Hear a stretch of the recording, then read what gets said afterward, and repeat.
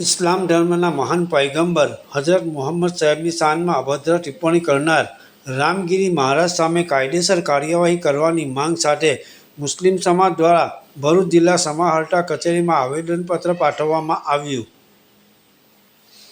ઇસ્લામ ધર્મના મહાન પયગંબર હઝરત મુહમ્મદ સાહેબની શાનમાં રામગીરી મહારાજ દ્વારા કથિત અપશબ્દ બોલી તમામ મુસ્લિમ સમાજની લાગણી દુભાવવાનું કૃત્ય કરતા મુસ્લિમ સમુદાયના લોકોમાં ભારે આક્રોશ જોવા મળી રહ્યો છે. જે અંતર્ગત મુસ્લિમ સમુદાયના લોકો દ્વારા ઠેર ઠેર વિરોધ વ્યક્ત કરી આવેદનપત્ર પાઠવી રામગીરી મહારાજ સામે કાયદેસર કાર્યવાહી કરવા માંગ ઉઠી છે. તેમની તાત્કાલિક ધરપકડ કરવામાં આવે તેમજ પશ્ચિમ બંગાળમાં મહિલા તબીબ સાથે દુષ્કર્મ આચરી હત્યા કરવામાં આવી તેનો પણ વિરોધ વ્યક્ત કરી કસૂરવારોને સખ્ત સજાની માંગ સાથે ભરૂચ જિલ્લા સમાહર્તા કચેરીમાં આવેદનપત્ર પાઠવવામાં આવ્યું હતું. મુસ્લિમ સમુદાયના લોકોએ શહેરના મોહમ્મદપુરાથી પગપાળા ચાલી આલીઢાલ 5 બત્તી શાલીમાર સિવિલ રોડ થઈ ભરૂચ જિલ્લા સમાહર્તા કચેરીમાં જઈ આવેદનપત્ર પાઠવ્યું હતું. આયોજિત રેલીમાં તમામ ઉલમાએ દીન, આલિમો, હજરત તથા મુસ્લિમ સમાજના આગેવાનો જોડાયા હતા.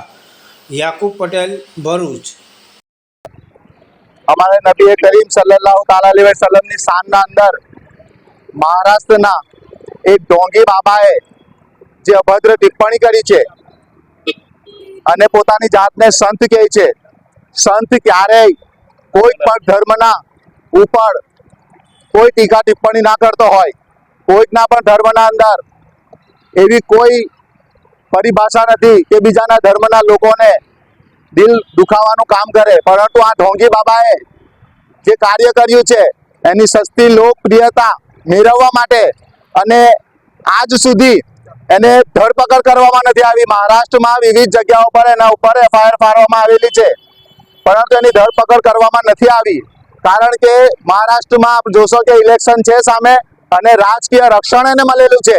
જ્યારે આ રાજકીય રક્ષણના ખાતર સંવિધાનનું ઉલ્લંઘન થાય છે અને આ ભારત દેશના અંદર વિશ્વમાં મુસ્લિમો સાથે આવી અન્યાયગીરી થાય ત્યારે આપણા ભારત દેશમાં બંધારણમાં પણ સવાલ થાય છે.